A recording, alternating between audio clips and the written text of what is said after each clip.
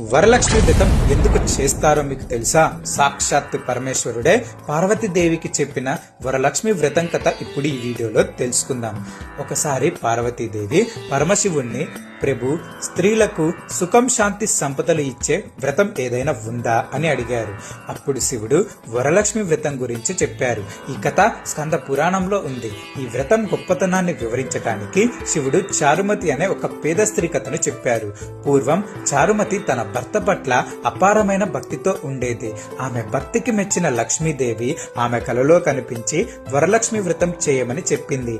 చారుమతి ఆ వ్రతాన్ని శ్రద్ధగా ఆచరించగానే ఆమె ఇల్లు బంగారంతో, ఆభరణాలతో నిండిపోయింది. ఈ కథ విని ఆ గ్రామ ప్రజలందరూ ఈ వ్రతం చేసి సుఖ సంతోషాలతో జీవించారు. అయితే లక్ష్మీదేవి కేవలం ఒక వ్రతం ద్వారానే మనకు వరాలిస్తుందా? అసలు ఆమె ఎలా పుట్టింది? ఆమె వైకుంఠాన్ని ఎందుకు వదిలి వెళ్లిపోయింది? వీటి గురించి తెలుసుకోవాలి అంటే ఫుల్ వీడియో నా యూట్యూబ్ ఛానల్లో ఉంది, వెళ్ళి చూడండి.